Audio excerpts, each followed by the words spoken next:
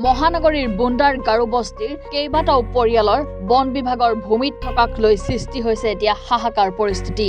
বন বিভাগৰ ফালৰ পৰা গাৰু বস্তি অঞ্চলটোৰ পৰিসীমা চিহ্নিত কৰিছে বন বিভাগে। প্ৰধানমন্ত্ৰী আৱাস যোজনাৰ অধীনত অঞ্চলটোৰ বাসিন্দাই গাঁও পঞ্চায়তলৈ জনাইছিল আবেদন। আবেদনৰ পিছতেই বন বিভাগৰ ভূমিত তিনিটাকৈ বাসগৃহ থকাৰ কথা স্পষ্ট হৈ পৰিছে, কিয়নো তিনিটাকৈ পৰিয়ালৰ বাসগৃহ বন বিভাগৰ ভূমিত থকা বুলি চিহ্নিত কৰিছে পঞ্চায়তে। পৰিয়ালকেইটাক প্ৰধানমন্ত্ৰী আৱাস যোজনাৰ ঘৰৰ আবেদন নাকচ কৰিছে। তাৰ পিছতে এতিয়া শংকিত হৈ পৰিছে অঞ্চলবাসী। একত্ৰিত হৈ প্ৰশাসনৰ কাষ চপাৰ সিদ্ধান্ত লৈছে অঞ্চলবাসীয়ে। উল্লেখ্য যে 1964 চনতে ভাৰত চৰকাৰে চুক্তিপত্ৰৰ যোগে এই অঞ্চলটোত সংস্থাপন দিছিল প্ৰায় 300ৰো অধিক পৰিয়ালক। আজি জন্ম হোৱাৰ পৰা ইয়াতে বসবাস কৰি আছো। আমাৰ দেউতাহঁতৰ দিনৰ পৰা ইয়াত বসবাস কৰি আছে। এইবিলাক ঘৰ গোটেই সেই সময়তে আহা 61 বছৰ আগৰ পৰাই এইটো পুনৰ্বাসন দিছিলে ভাৰত চৰকাৰে। গতিকে দিয়াৰ পিছৰ পৰাই আমি এইটো দেখিছোঁ যে ফৰেষ্ট বহুত দূৰ, ইয়াৰ পৰা বহুত দূৰত আছে। কমচে কম ইয়াৰ পৰা আপোনাৰ গৈ প্ৰায় 1000-2000 ফুটমান দূৰত আছে। তেওঁলোকে ইয়াতে ইমান ভিতৰত ইমান দূৰত এতিয়া কেনেকৈ নামি আহিলে সেই তাৰ কাৰণে আমি খুবেই চিন্তিত হৈ পৰিছোঁ। আমাক চৰকাৰে এই মাটিৰ কাৰণে এলটমেণ্ট দিছিলে। এলটমেণ্টৰ গোটেই আমাৰ ডকুমেণ্ট আছে, আমাৰ পুৰা মাটিৰ মেপ আছে, আমাৰ লগত সকলোকে ৰেজিষ্ট্ৰি দলিল আছে, খাজনা ৰচিদ আছে। তাৰ পিছতো আমাক একো নজনাকৈয়ে কেনেকৈ তেওঁলোকে এই সীমাটো একদম ইমান আগুৱাই আহি একদম মাজত পেলাইছে। এতিয়া যদি এই সীমা হিচাপে যদি ঘৰটো মানে তেওঁলোকে যদি ফৰেষ্ট এৰিয়া বুলি পেলায়, তেতিয়াহ'লে আমাৰ ইয়াতে 1 ইঞ্চিও মাটি নাথাকে। গতিকে এইটো আমাৰ কেনেকৈ গ'ল তাৰ কাৰণে আমি খুবেই ৰাইজ চিন্তিত হৈ পৰিছোঁ।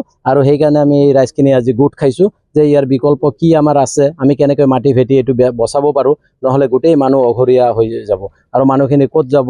সেইটোৰ কাৰণে আমি চৰকাৰৰ তাত আবেদন কৰিম যাতে তেওঁলোকে আমাক সহায় সহযোগ কৰে, আমাৰ এই ভেটিখিনি বচায়। আজিৰ নহয়, আমি কোনো চৰকাৰী মাটি বা আমি কোনো ফৰেষ্টৰ মাটি দখল কৰি বহা নাই। আমাৰ দলিল থকা, আমাৰ এলটমেণ্ট দিয়া মাটিৰ ওপৰতে আমি আছোঁ। যাতে আমাক দিয়া মাটিখিনি আমাৰ পৰা কাঢ়ি নলয়, তাৰ কাৰণে আমি চৰকাৰৰ তাত অনুৰোধ জনাম। আজি পানীখেতি পঞ্চায়তৰ যিটো বুন্দা কলনী গাৰুবস্তিত এই মানুহখিনি এটা শংকিত আৰু আতংকিত হৈ আছে।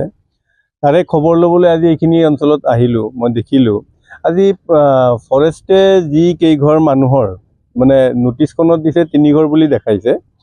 আজি যি কেইঘৰ মানুহৰ দিছে যে 3 ঘৰ মানুহ হ'ল ৰাস্তাৰ লগৰ, ক'ব গ'লে ৰিজাৰ্ভটো বহুত দূৰত।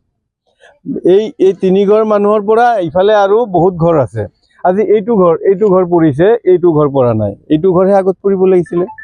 তেখেতসকলে এনেকৈ এটা নোটিছ দিছে আৰু এই নোটিছটো মানে আল্টিমেটলি কি হৈছে, যিটো নেকি ষ্টাইলত তেখেতসকলে শিলহাকুত এভেকশ্যন কৰিছিলে। প্ৰথমে 7 ঘৰ দিলে, তাৰপিছত 5 ঘৰ দিলে, এনে কৰি আগুৱাই আহিলে। ঠিক তেনেকৈ ইয়াতে এই গেমটো ইয়াতেও কৰি আছে যে ইয়াতে 3 ঘৰ দিছে, এইবিলাক দিয়া নাই। 3 ঘৰ উচ্ছেদ নহয়, এইটো হ'ল একচুৱেলি সীমা দিছে। এই 3 ঘৰ উচ্ছেদ কৰাৰ পিছত কিন্তু এইফালে উচ্ছেদ কৰিব। আজি এই মানুহখিনিতো ইয়াৰে খিলঞ্জীয়া মানুহ, ইয়াৰ স্থায়ী মানুহ। আজি 61 বছৰ আগত ইন্দিৰা গান্ধীৰ দিনত এই মাটিখিনি তেখেতসকলক আবণ্টন দিছিলে। তেখেতসকলে ফৰেষ্টৰ মাটিত বহি থকা নাই।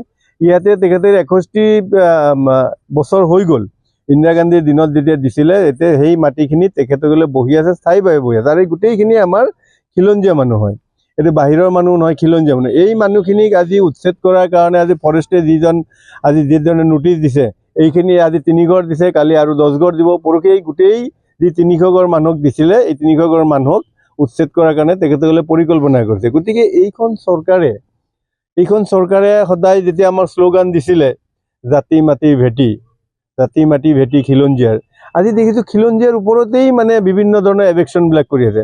আজি জাতি মাটি ভেটি ক'ত ৰক্ষা হৈ আছে? আজি শিলহাকুত আমাৰ গোটেই খিলঞ্জীয়া মানুহ আছিলে, তাতে আজি 50 বছৰ 40 বছৰ বহি আছিলে। সেই মানুহখিনিক উচ্ছেদ কৰি দিলে। আজিলৈ কৰ্মসংস্থান দিয়া নাই আৰু বাসস্থান দিয়া নাই, আজিলৈকে কোনো বহাৰ জেগা দিয়া নাই। মানুহখিনি এতিয়াও আন্দোলন কৰি আছে। ইয়াৰো খিলঞ্জীখিনিক এতিয়া উচ্ছেদ কৰাৰ কাৰণে নোটিছ অলৰেডি দিছে। গতিকে মানুহখিনি শংকিত হৈছে আৰু এই মানুহখিনিৰ এইখিনি মৌলিক অধিকাৰ, অন্য বস্ত্ৰ, বাসস্থান, এই 3টাই মানুহৰ প্ৰথম অধিকাৰ। যেনেকুৱা আজি আপোনালোকে এখন সাধাৰণ সভা পাতিলে, কেনেকুৱা ধৰণৰ? আমি সাধাৰণ সভা বুলি আমাৰ সভা নহয়, আমি আহিছোঁ যে ইয়াতে মানুহখিনিক খবৰ ল'বলৈ, মানুহখিনি এই বিপদগ্ৰস্ত সময়ত আমি এষাৰ মাত লগাব লাগে যে আমি গণতান্ত্ৰিকভাৱে আমি এই গোটেই মানুহখিনি ৰাইজখিনি আমি চাৰ্কল অফিচত আমি দিম। চাৰ্কল অফিচৰ পৰা আমি ডিচিৰ তাতো যাম।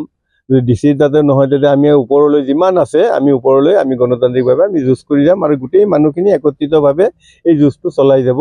কাৰণ আমাৰ অধিকাৰ ৰক্ষাৰ আমি ফৰেষ্টৰ মাটি কোনো দখল কৰিব যোৱা নাই, ফৰেষ্টৰ মাটি কোনো দখল নকৰে, ৰাইজখিনিক দিয়া মাটিখিনিয়ে ৰাইজখিনি বহি আছে। গতিকে এইখিনিত গোটেই ৰাইজখিনিক যাতে ইয়াৰ পৰা চৰকাৰে উচ্ছেদ নকৰে, ইমান পুৰণা মানুহখিনি, তাৰ কাৰণে মই চৰকাৰলৈকে আহ্বান জনাইছোঁ। এই খিলঞ্জীয়া মানুহ যাতে জাতি মাটি ভেটিৰ শ্লোগান দিয়া চৰকাৰে যাতে ভেটি উচ্ছেদ নকৰে, খিলঞ্জীয়া মানুহৰ ভেটি যাতে উচ্ছেদ নকৰে, তাৰ কাৰণে চৰকাৰলৈ মই আহ্বান জনাইছোঁ।